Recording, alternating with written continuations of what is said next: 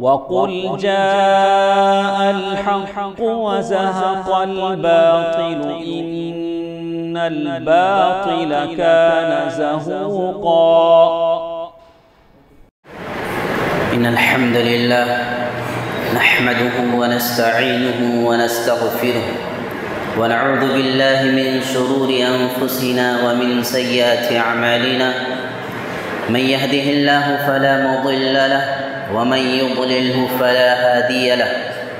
وأشهد أن لا إله إلا الله وحده لا شريك له وأشهد أن محمدًا عبده ورسوله. أعوذ بالله من الشيطان الرجيم من همزه ونفخه ونفثه. بسم الله الرحمن الرحيم. يا أيها الذين آمنوا اتقوا الله حق تقاته ولا تموتن إلا وأنتم مسلمون. يا أيها الناس اتقوا ربكم الذي خلقكم من نفس واحدة وخلق منها زوجها وبث منهما رجالا كثيرا ونساء واتقوا الله الذي تساءلون به والأرحام إن الله كان عليكم رقيبا. يا أيها الذين آمنوا اتقوا الله وقولوا قولا سديدا يصلح لكم أعمالكم ويغفر لكم ذنوبكم ومن يطع الله ورسوله فقد فاز فوزا عظيما. أما بعد فإن خير الحديث كتاب الله وخير الهدي هدي محمد صلى الله عليه وسلم وشر الأمور محدثاتها وكل محدثة بدعة وكل بدعة ضلالة وكل ضلالة في النار. وقال عز وجل: فأعوذ بالله من الشيطان الرجيم. بسم الله الرحمن الرحيم. إن الله اشترى من المؤمنين أنفسهم وأموالهم بأن لهم الجنة. تمام تعریفیں کبریائی اور بڑائی اس اللہ وحدہ لا شریک کے لیے لائق و سازوار ہے جو خالق ارض و سما مدبر کائنات ہیں، جس نے ہم تمام کو اس دنیا کے اندر پیدا کیا اور پیدا کرنے کے بعد ہماری رہنمائی رشد و ہدایت کے لیے وقتاً فوقتاً اللہ تبارک و تعالیٰ نے اپنے رسولوں کو بھیجتا رہا. اخیر میں میرے اور آپ کے آخری نبی جناب محمد رسول اللہ صلی اللہ علیہ وسلم کو اس دین حق کو دے کر کے بھیجا، جس نے اللہ تبارک و تعالیٰ کی امانت کو ہم تک پہنچایا. اللہ تبارک و تعالیٰ کی اس امانت کو پوری محنت کے ساتھ، پوری کوششوں کے ساتھ ہم تک پہنچایا، اور آج ہم اللہ کی فضل و کرم سے اسی دین اسلام کے سائے تلے اپنی زندگی بسر کر رہے ہیں. محترم بھائیوں، اس دنیا کے اندر اللہ تبارک و تعالیٰ نے ہماری تخلیق فرمائی، اور ہماری تخلیق فرمانے کا مقصد صرف اور صرف ایک ہی ہے کہ اللہ تبارک و تعالیٰ کی فرامین پر عمل کر کے، نبی کریم صلی اللہ علیہ وسلم کی فرمودات پر عمل کر کے، اللہ کو خوش کر کے، اللہ کی رضا حاصل کر کے اللہ تبارک و تعالیٰ کی بنائی ہوئی جنت کا مستحق بن جائے. اللہ تبارک و تعالیٰ نے یہ جنت اپنے نیک بندوں، پرہیزگار بندوں کے لیے تیار کر رکھا ہے. جس جنت کی ہم اس دنیا کے اندر حاصل کرنے کی کوشش کرتے ہیں، جس جنت کے اندر جانے کے لیے ہماری رات دن کی عبادتیں ہوتی ہیں، ہماری تمام ریاستیں جس جنت کو حاصل کرنے کے لیے ہوا کرتی ہے، آخر وہ جنت کیسی ہوگی؟ وہ جنت اللہ تبارک و تعالیٰ نے جو اپنے نیک بندوں کے لیے تیار کر رکھا ہے، اس کی نعمتیں کیسی ہوں گی؟ آئیے آج ہم اس خطبے کے اندر جنت کی کچھ سیر کریں گے، اور اس جنت کو حاصل کرنے کے لیے صحابہ کرام رضوان اللہ علیہ مجمعین نے کیسی کیسی قربانیاں دی تھیں. محترم بھائیوں، جنت کے تعلق سے اگر ہم بات کریں گے کہ جنت کی چوڑائی کیسی ہوگی، جنت کی چوڑائی کتنی ہوگی، تو نبی کریم صلی اللہ علیہ وسلم حدیث کے اندر ایک واقعہ ذکر کرتے ہیں کہ جنت کے اندر ایک درخت ہے، جنت کے اندر ایک درخت ہے، اور اس درخت کا جو شاخ ہے وہ اتنا چوڑا ہے اور اتنے دور میں پھیلا ہوا ہے کہ ایک تیز رفتار گھوڑے پر سوار انسان اس درخت کو 100 سال تک سفر کرتا رہے گا، پھر بھی اس جنت کے سائے، اس درخت کے سائے کو وہ پار نہیں کر پائے گا۔ اس جنت کے درخت کا سایہ اتنا دور میں پھیلا ہوا ہے کہ ایک تیز رفتار گھوڑ سوار اپنے گھوڑے پر سوار ہو کر کے 100 سال تک اس درخت کے سائے تلے سفر کرتا رہے گا، پھر بھی اس درخت کا جو سایہ ہے اس سائے کو وہ پار نہیں کر پائے گا۔ اور قرآن کے اندر پیارے نبی اللہ تبارک و تعالیٰ نے کہا عرضھا کعرض السماوات والارض، کہ جنت کی چوڑائی اور جنت کی لمبائی اتنی ہے جتنی کہ آسمان و زمین کی چوڑائی ہے۔ ہم آسمان کو نظر اٹھا کر کے دیکھتے ہیں، پھر بھی تا حد نگاہ تک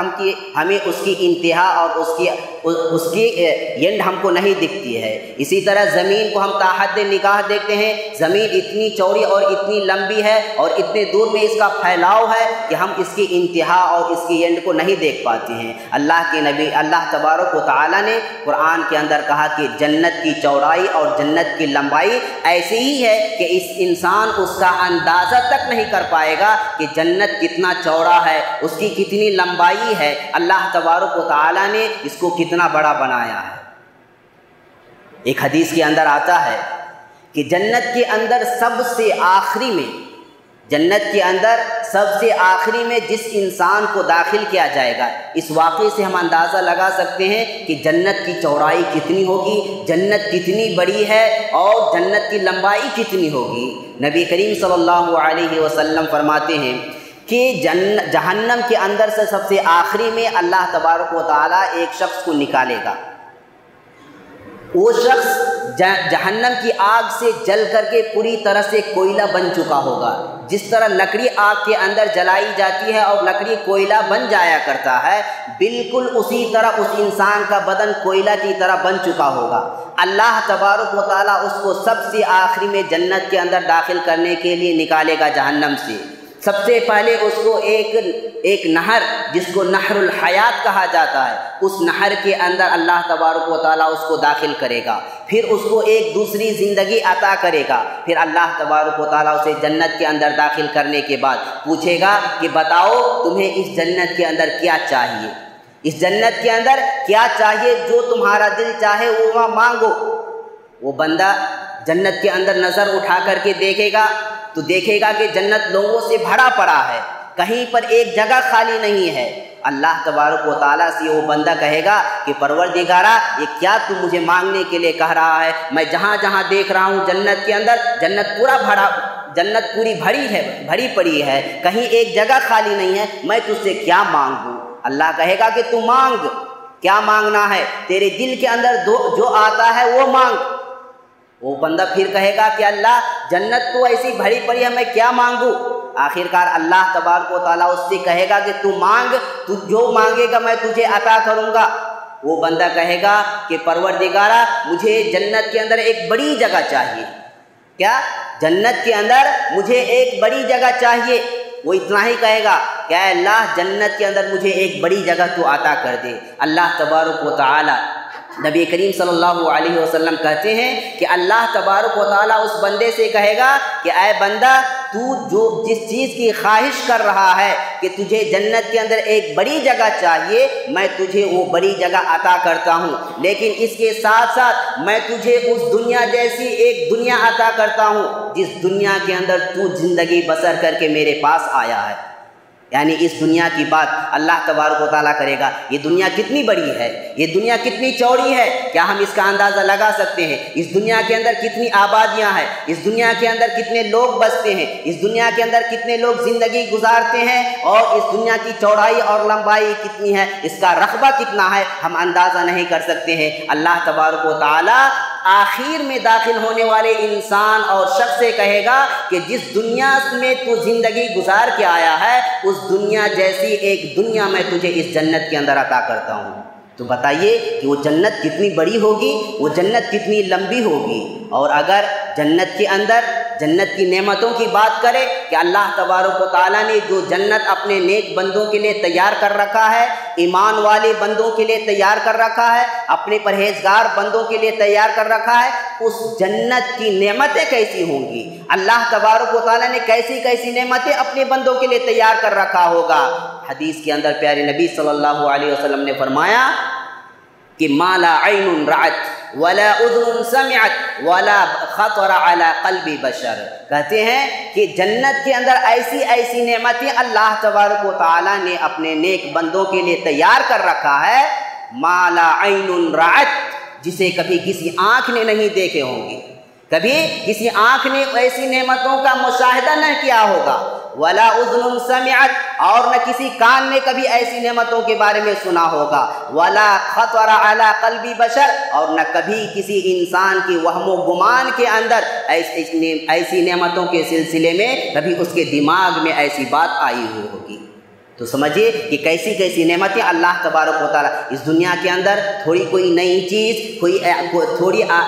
آرام کی زندگی، عیش و آرام کی زندگی ہم گزارنے لگتے ہیں، تھوڑی نعمتیں ہمیں اس دنیا کے اندر حاصل ہو جاتی ہے، تھوڑے آرام کی زندگی ہمیں مل جاتی ہے، تو ہم سمجھتے ہیں کہ ساری جنت ہمارے پاس آ چکی ہے، دنیا کی ساری عیش و آرام ہمارے پاس آ چکے ہیں، جبکہ اللہ کے نبی فرماتے ہیں کہ اللہ تبارک و تعالیٰ نے جنت کے اندر اپنے نیک بندوں کے لیے ایسی ایسی نعمتیں تیار کر رکھے ہیں کہ انسان اس دنیا کے اندر ویسی نعمتوں کے بارے میں کبھی سوچا بھی نہیں ہوگا۔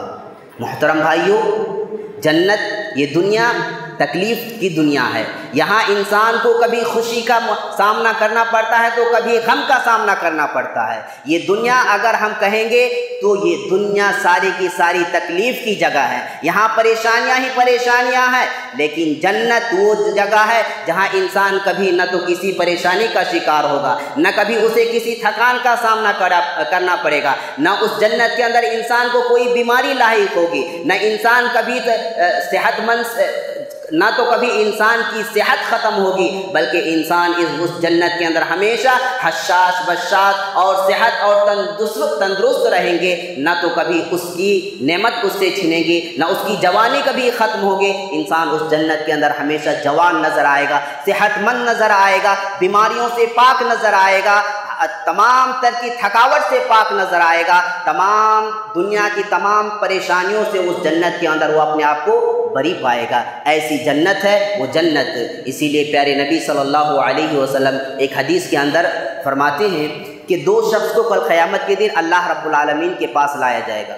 دو قسم کے لوگوں کو اللہ تبارک و تعالیٰ کے پاس لایا جائے گا۔ ایک انسان ہوگا جو جنت کے اندر، جو دنیا کے اندر پوری طرح سے عیش و آرام کی زندگی گزارا ہوگا، کبھی اس نے تکلیف کا سامنا نہیں کیا ہوگا، کبھی اس کی زندگی کے اندر کوئی تکلیف اور کوئی پریشانی نہیں آئی ہوئی ہوگی، اسے یہ پتہ نہیں ہوگا کہ تکلیف کس کو کہا جاتا ہے، پریشانی کس کو کہا جاتا ہے، اسے یہ تک بھی پتہ نہیں ہوگا۔ ایسا آرام دہ زندگی گزارنے والا شخص آئے گا اللہ کے سامنے، اللہ تبارک و تعالیٰ صرف ایک منٹ کے لیے، ایک منٹ بھی دور کی بات، ایک سیکنڈ کے لیے اسے جہنم کے اندر پھینک کر کے نکالے گا، جہنم کے اندر ڈال کر کے صرف نکالے گا، اور پھر اللہ اس سے پوچھے گا کہ بندے بتا، کبھی تو نے آرام کو دیکھا ہے، کبھی عیش و آرام کی زندگی تم نے گزاری ہے، آرام اور کس کو کہا جاتا ہے کیا تمہیں معلوم ہے؟ وہ بندہ کہے گا کہ پروردگارا، یہ آرام کیا چیز ہے، یہ سکون کیا چیز ہے، میں نے کبھی کوئی عیش و آرام کی زندگی نہیں گزاری ہے، میری پوری زندگی تکلیف میں گزری ہے، پریشانیوں میں گزری ہے۔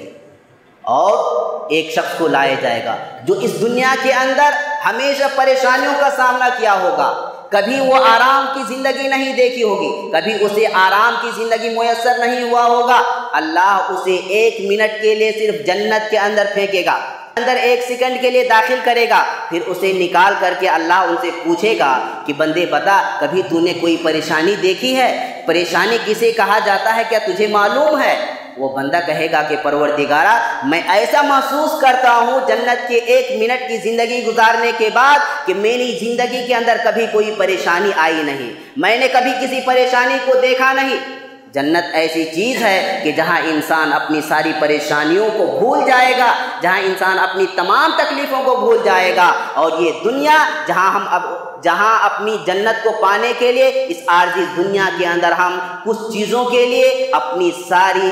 اعمال کو برباد کر کے، اپنی آخرت کو برباد کر کے اپنی جنت کو بھی برباد کر لیتے ہیں۔ جو دنیا تکلیف کی دنیا ہے، جو دنیا پریشانیوں کی دنیا ہے، اس دنیا کے اندر چند دنوں کے عیش و آرام کے لیے ہم ہمیشہ کی عیش و آرام کی زندگی، ہمیشہ کے عیش و آرام کی جگہ کو ہم اپنی زندگی سے ہم اس کو گنوا بیٹھتے ہیں۔ محترم بھائیوں، تو یہ جنت کی کچھ باتیں تھیں جو میں نے آپ کے سامنے بیان کیا، لیکن کیا یہ جنت انسان کو اتنا آرام سے مل جائے گا؟ کیا دنیا کے اندر بیٹھے بیٹھے انسان کو جنت مل جائے گی؟ جنت کے اندر انسان داخل ہو جائے گا؟ قرآن کے اللہ کے نبی صلی اللہ علیہ وسلم نے فرمایا، حدیث کے اندر پیارے نبی صلی اللہ علیہ وسلم نے فرمایا کہ جنت کو اللہ تبارک و تعالیٰ نے حفت الجنت بالمکارہ، کہ جنت کو اللہ تبارک و تعالیٰ نے تکلیف دہ چیزوں سے بھر دیا ہے۔ یعنی اگر آپ جنت کا مستحق بننا چاہتے ہیں، جنت کے اندر داخل ہونا چاہتے ہیں، تو آپ کو اس دنیا کے اندر قدم قدم پر تکلیفوں کا سامنا کرنا پڑے گا۔ اس دنیا کے اندر آپ کی زندگی کے اندر قدم قدم پر پریشانیاں آئے گی، آپ کو کانٹے دار راستے سے گزارنا ہوگا، آپ کو اپنی تمناؤں کی قربانی دینی ہوگی، آپ کو اپنی جان کی قربانی دینی ہوگی، آپ کو اپنی مال کی قربانی دینی ہوگی، آپ کو اپنے اوقات کی قربانی دینی ہوگی، اپنی خواہشات کی قربانی دینی ہوگی، آپ کو اپنی نیند کی قربانی دینی ہوگی، تبھی چل کر کے آپ کو جنت ملے گی اور جنت جیسی آرام کی زندگی آپ کو ملے گی۔ ورنہ سوتے ہوئے اس دنیا کے اندر اللہ رب العالمین کی فرامین کو پامال کرتے ہوئے آرام سے بیٹھ کر کے آپ جو چاہیں گے کہ ہم جنت کے اندر ویسے ہی داخل ہو جائیں گے، تو یہ ہم اور آپ کی ایک خوش فہمی ہے۔ قرآن کے اندر اللہ تبارک و تعالیٰ نے فرمایا، ام حسبتم ان تدخلوا الجنۃ ولما یأتیکم مثل الذین خلوا من قبلکم، کہ کیا تم سمجھ بیٹھتے ہو، تم یہ سمجھ بیٹھے ہو کہ جنت کے اندر تم ایسے ہی داخل ہو جاؤ گے، وَلَمَّا يَأْتِيكُمْ مَثَلُ الَّذِينَ خَلَوْا مِن قَبْلِكُمْ، جبکہ تم پر ابھی وہ مصیبتیں، وہ پریشانیاں اور وہ اوقات، وہ گھڑی نہیں آئی ہے جیسی پریشانیاں، جیسی مصیبتیں تم سے پہلے گزرے ہوئے لوگوں پر آئی ہے۔ مَسَّتْهُمُ الْبَأْسَاءُ وَالضَّرَّاءُ حَتَّى زُلْزِلُوا، ان کی زندگی کے اندر ایسی ایسی پریشانیاں آئی، ان کی زندگی کے اندر ایسی ایسی تکلیفیں آئی کہ وہ تکلیف پر صبر کرتے کرتے ان کی صبر جواب دے گئے، یہاں تک کہ رسول بھی کہہ بیٹھے، حتی یقول الرسول والذین آمنوا معہ متی نصر اللہ، رسول بھی پریشان ہو گئے اور اپنی زبان سے کہہ بیٹھے کہ اللہ کی مدد کب آئے گی۔ ایسی پریشانیاں، کیسی پریشانیاں آئی؟ پیارے نبی نے فرمایا کہ ان میں سے کسی کو آرے کے ذریعے سے بالکل اسی طرح سے دو حصوں میں انہیں کاٹ کر کے بانٹ دیا جاتا تھا، جس طرح کی لکڑیاں دو حصوں میں چیری جاتی ہے۔ آرے کے ذریعے سے جس طرح لکڑی کو ہم کاٹ کر کے دو حصوں میں بانٹ دیتے ہیں، اللہ کے نبی فرماتے ہیں ان میں سے کسی کو اسی طرح سے آرے کے ذریعے چیر کر کے الگ کر دیا جاتا تھا۔ ان میں سے کچھ لوگوں کو لوہے کی جو کنگھی ہوتی ہے، اللہ کے نبی فرماتے ہیں کہ اس کے بدن سے اس لوہے کی کنگھی کے ذریعے ان کے گوشت کو نکال دیا جاتا تھا۔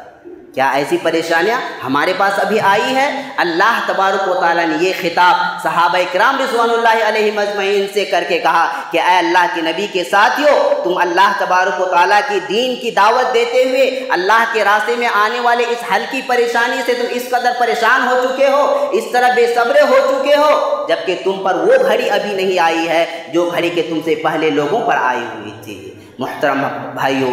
اللہ کے نبی صلی اللہ علیہ وسلم نے فرمایا، الا ان سلعۃ اللہ الغالیہ، یہ جنت آسانی سے حاصل ہونے والی چیز نہیں ہے، یہ اللہ رب العالمین کا سودا ہے بندوں کے نام، اللہ رب العالمین کا سودا ہے بندوں کے نام۔ اللہ تبارک و تعالی ہم سے سودا کر رہا ہے، اللہ تبارک و تعالی ہم سے ایک بزنس کر رہا ہے۔ وہ بزنس کیا ہے؟ ان اللہ اشتری من المؤمنین انفسهم واموالهم بان لهم الجنہ، اس دنیا کے اندر اللہ ہم سے ہماری جانیں، ہماری مال اور دولت کا سودا ہم سے کس کے بدلے کر رہا ہے؟ جنت کے بدلے کر رہا ہے۔ وقت پڑنے پر ہمیں اپنے مال کی قربانی دینی ہوگی، وقت پڑنے پر اللہ تبارک و تعالی ہم سے اپنی جان کی قربانی مانگے گی، ہمیں اپنی جان کی قربانی دینی ہوگی۔ جب ہم وقت پڑنے پر اپنی خواہشات کی قربانی دیں گے، اپنی تمناؤں کی قربانی دیں گے، تب چل کر اللہ تبارک و تعالی ہمیں اس سودے کے بدلے ہمیں کل قیامت کے دن جنت عطا کرے گا۔ اسی لیے پیارے نبی نے فرمایا الا ان سلعۃ اللہ الغالیہ، اللہ رب العالمین جو ہم سے بزنس کر رہا ہے، اللہ تبارک و تعالی جو ہم سے سودا کر رہا ہے، یہ سودا کوئی آسان نہیں ہے، بلکہ یہ سودا بڑا ہی مہنگا ہے، یہ سودا بڑا ہی کاسٹلی ہے۔ اس کو حاصل کرنے کے لیے آپ کو اس دنیا کے اندر بہت ساری چیزوں کی قربانیاں دینی ہوگی، تبھی چل کر کے ہمیں یہ جنت ملے گی۔ محترم بھائیوں، آج ہم کیا قربانی دیتے ہیں؟ آج ہم اس جنت کو پانے کے لیے کیا کچھ لٹاتے ہیں اللہ کے دین کے راستے میں، اللہ رب العالمین کے خاطر؟ اور صحابہ کرام رضوان اللہ علیہم اجمعین، جنہیں اللہ تبارک و تعالی نے رضی اللہ عنہم ورضوا عنہ یہ سرٹیفکیٹ دے چکے تھے کہ اللہ تبارک و تعالیٰ ان سے راضی ہو گئے اور وہ اللہ تبارک و تعالیٰ سے راضی ہو گئے۔ وہ صحابہ کرام اس جنت کو پانے کے لیے، اس جنت کے اندر جانے کے لیے، اس جنت کو حاصل کرنے کے لیے کیسی کیسی قربانیاں دیے، کیسی کیسی قربانیاں انہوں نے اس دنیا کے اندر اس جنت کو حاصل کرنے کے لیے دے کر کے گئے۔ آئیے میں آپ کے سامنے کچھ واقعات ذکر کرتا ہوں۔ ایک صحابی، حدیث کے اندر آتا ہے کہ ایک صحابی کھجور کھا رہا تھا، اس کے ہاتھ کے اندر کچھ کھجوریں تھیں، میدان جنگ چل رہی ہے۔ اس صحابی نے اللہ کے نبی صلی اللہ علیہ وسلم سے پوچھا، اے اللہ کے نبی صلی اللہ علیہ وسلم بتائیے کہ اگر میں ایسی حالت میں اللہ رب العالمین کے راستے میں لڑ کر کے شہید ہو جاؤں تو میرا ٹھکانہ کہاں ہوگا، میں کہاں جاؤں گا؟ اللہ کے نبی صلی اللہ علیہ وسلم نے فرمایا کہ تمہارا ٹھکانہ جنت ہوگا، تم جنت کے اندر داخل ہو جاؤ گے۔ وہ صحابی اللہ کے نبی صلی اللہ علیہ وسلم کی زبانی سنتے ہی جو چند کھجور اپنے ہاتھ کے اندر رکھے ہوئے تھے ان کھجوروں کو انہوں نے پھینک دیا اور فوراً اللہ رب العالمین کے لیے وہ میدان جنگ کے اندر گھستا ہے اور لڑتے لڑتے وہ شہید ہو جاتا ہے۔ اللہ تبارک و تعالیٰ انہیں جام شہادت عطا فرماتا ہے، وہ جام شہادت نوش فرما جاتا ہے۔ یہ کیوں؟ انہوں نے کیا ان کو اپنی جان پیاری نہیں تھی؟ کیا انہیں دنیا کی زندگی پیاری نہیں تھی؟ کیا انہیں اپنی بیوی بال بچوں کے ساتھ زندگی گزارنے میں مزہ نہیں آ رہا تھا؟ کیا انہیں اپنی بیوی اور بال بچوں کے ساتھ، اپنی دوستوں کے ساتھ زندگی گزارنے کی خواہش نہیں تھی؟ لیکن انہوں نے ان تمام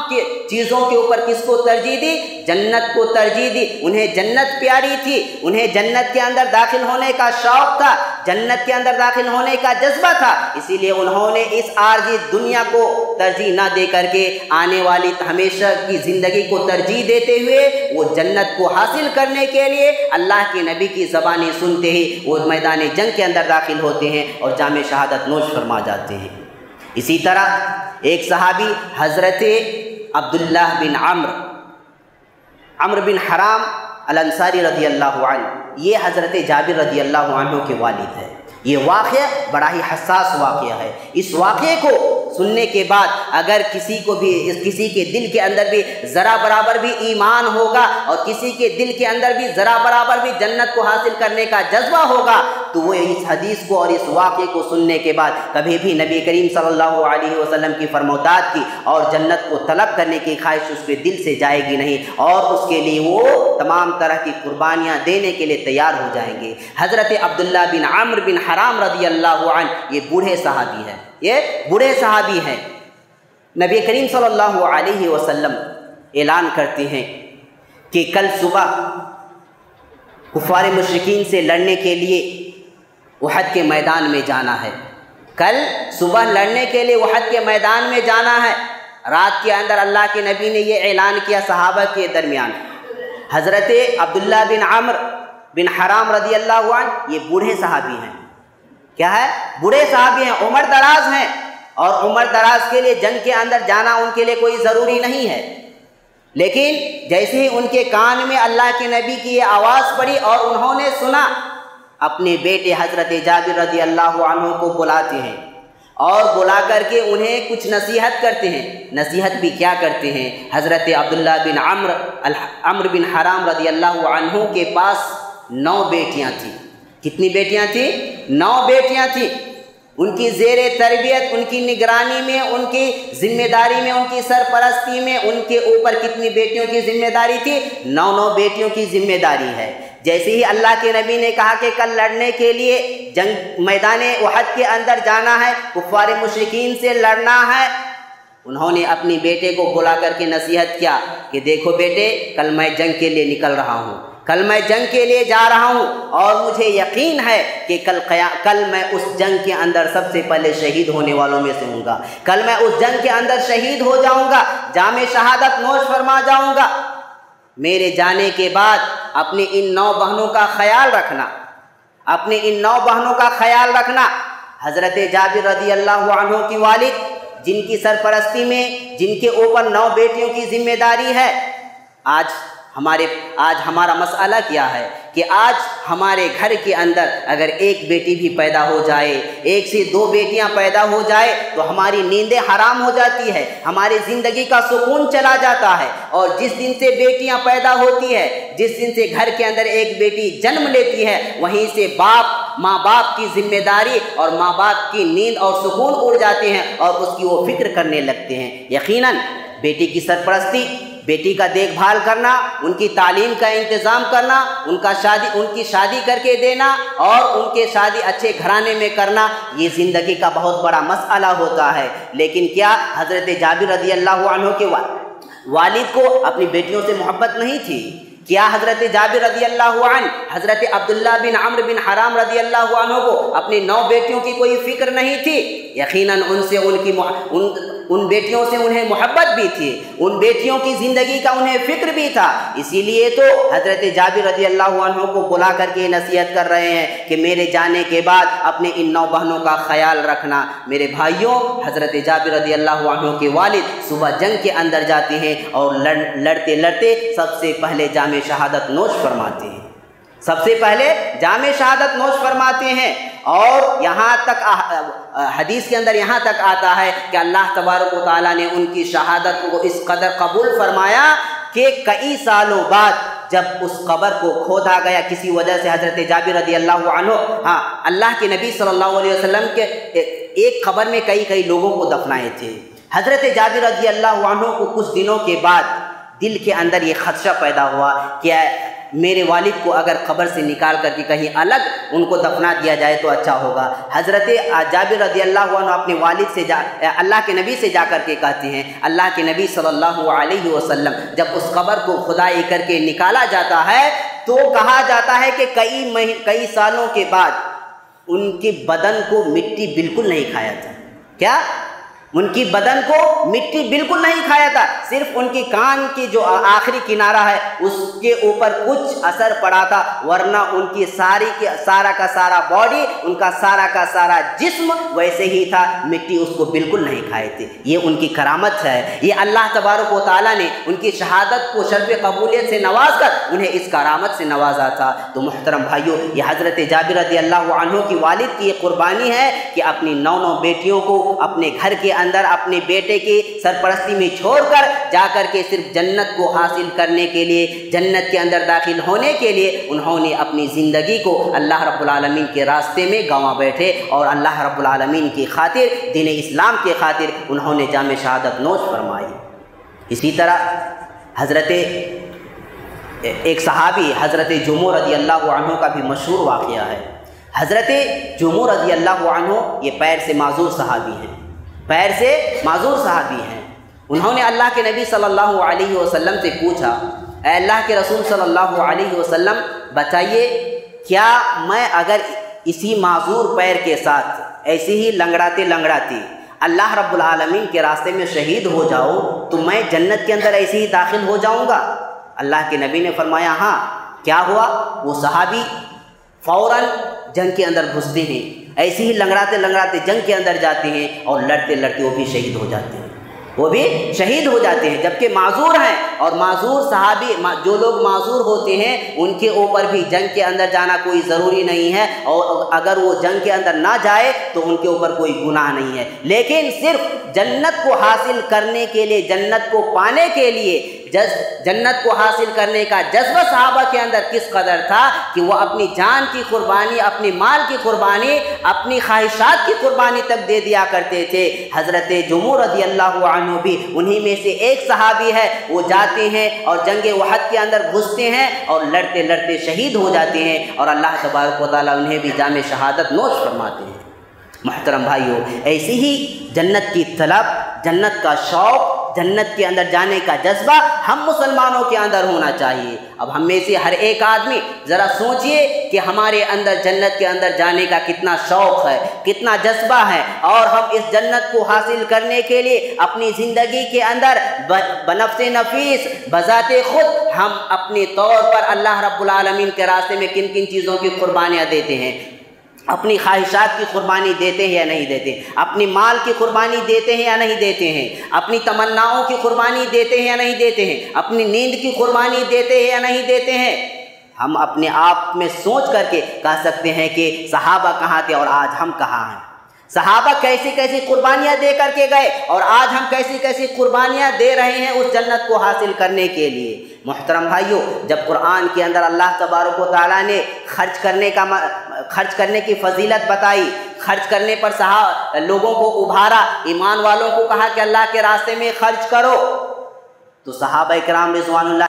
مدینے کے بعد جو صحابہ غریب تھے، جن کے پاس خرچ کرنے کے لیے کچھ بھی نہیں تھا، 1 روپیہ تک نہیں ہوتا تھا کہ وہ اللہ کے راستے میں خرچ کریں گے، تو وہ صحابی کیا کرتے تھے؟ مدینے کی مارکیٹ میں جایا کرتے تھے، مدینے کی بازار میں جایا کرتے تھے، اور وہاں وہ کام کرتے تھے، اپنے پیٹھ کے اوپر وہ بوریاں اٹھایا کرتے تھے، اپنے پیٹھ کے اوپر وہ بوجھ اٹھا کر کے نوکریاں کر کے اس میں سے جو پیسہ ان کو ملتا تھا وہ پیسے وہ غریبوں پر خرچ کرتے تھے، وہ پیسہ وہ یتیموں پر خرچ کرتے تھے، بیواؤں پر خرچ کرتے تھے، ضرورت مندوں پر خرچ کرتے تھے۔ کس لیے مارکیٹ جا رہے ہیں؟ مارکیٹ کام کرنے کے لیے جا رہے ہیں، نوکریاں کرنے کے لیے جا رہے ہیں، اور دل کے اندر تمنا یہ ہے کہ وہاں جو پیسہ کمائیں گے، وہاں جو پیسہ ملے گا، اس پیسے کو اللہ کے راستے میں خرچ کر کے، اللہ کے غریب اور نادار بندوں کے اوپر خرچ کر کے اللہ کی بنائی ہوئی جنت کے اندر ہم داخل ہو جائیں گے۔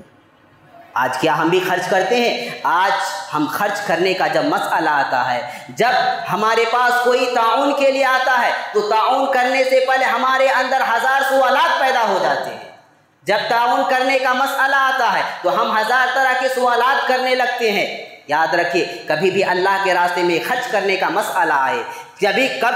کبھی بھی اللہ کے راستے میں دینے کا مسئلہ آئے، تو وہاں سوالات کرنے کے بجائے ہمارے دل کے اندر یہ ہونا چاہیے کہ وہ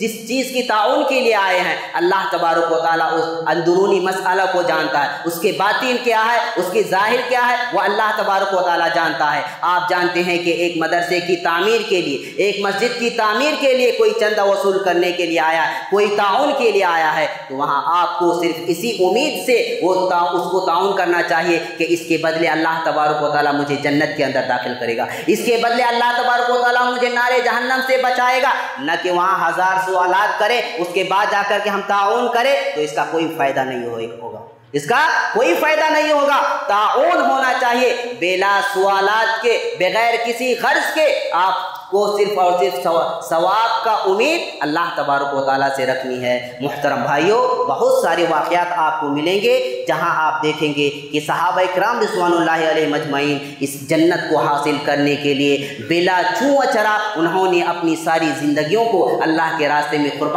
قربانی دے دی۔ انہوں نے اپنی تمام تر خواہشات کو صرف اس جنت کو حاصل کرنے کے لیے انہوں نے اللہ کے راستے میں قربان کر دیا۔ انہوں نے اپنی تمام تر مال و دولت کو اس جنت کو حاصل کرنے کے لیے اللہ کے راستے میں قربان کر دیا۔ لہٰذا ہمیں بھی چاہیے کہ ہم اللہ رب العالمین کی بنائی ہوئی اس جنت کا مستحق بننے کے لیے ہمیں بھی اس طرح کی ہمیں وقتاً فوقتاً قربانیاں دینی ہوگی، اور اس کے لیے ہمیں تیار رہنی ہوگی۔ ہمیں اپنی نیند کی بھی قربانی دینی ہوگی۔ نیند کی قربانی آج ہمیں دینا تو دور کی بات ہے، فجر کی نماز کے لیے ہم مسلم محلے کے اندر کتنے لوگ اٹھتے ہیں فجر کی نماز کے لیے، کتنے لوگ مسجد کو آتے ہیں نماز کے لیے، کتنے لوگ اٹھ کر کر کے اللہ تبارک و تعالیٰ سے تہجد کے اندر دعا مانگتے ہیں۔ کتنے لوگ ہیں جو مسلم محلے کے اندر اللہ تبارک و تعالیٰ کی جب آواز کانوں میں پڑتی ہے تو اپنے بستر کو چھوڑ کر کے فوراً وضو کے لیے اٹھ کھڑے ہوتے ہیں اور نماز کے لیے دوڑے دوڑے مسجد کے اندر آتے ہیں۔ ارے ہم لوگوں سے بہتر تو وہ لوگ ہیں جنہیں اللہ پر یقین نہیں ہے،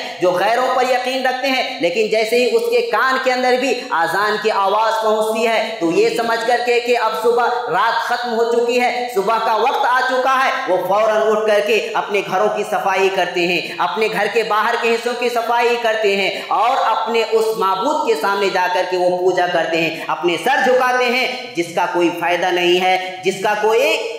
جس سے کوئی فائدہ ملنے والا نہیں ہے بلکہ نقصان ہی نقصان ہے۔ ایسے معبودان باطلہ کے سامنے وہ بھی صبح سویرے جھکتے ہیں، لیکن ہم مسلمان ہیں جو آذان سننے کے باوجود نہ تو ہم اٹھتے ہیں، نہ اپنے بچوں کو اٹھاتے ہیں، نہ اپنے گھر والوں کو اٹھاتے ہیں، اور ہمارا اٹھنے کا وقت وہ ہوتا ہے جب سورج طلوع ہو جاتا ہے۔ تو ان تمام چیزوں سے ہمیں پرہیز کرنا چاہیے اور اللہ تبارک و تعالیٰ کی اس جنت کو حاصل کرنے کے لیے ہمیں تمام طرح کی قربانیوں کے لیے ہمیں ہمیشہ تیار رہنی چاہیے۔ اللہ تبارک و تعالیٰ سے دعا ہے کہ باری الہ ہم تمام کو اے اللہ جو جنت تو نے ہم تمام کے لیے تیار کر رکھی ہے، اے اللہ وہ تمام اعمال کرنے کی توفیق عطا فرمائے جس کے بدلے اے اللہ ہم تمام جنت کے اندر داخل ہو سکے۔ پروردگارہ مرنے کے بعد ہم تمام لوگوں کو جس طرح آج اس مسجد کے اندر جمع کیا ہے، مرنے کے بعد کل قیامت کے دن جنت کے اندر ہم تمام لوگوں کو ایسے ہی جمع فرما۔ اے اللہ جب تک اس دنیا کے اندر زندہ رکھ، اے اللہ ایمان اور صحیح عقیدے کے ساتھ زندہ رکھ، اور مرنے کے جب اس دنیا سے اٹھا تو ایمان اور صحیح عقیدے کے ساتھ اٹھا۔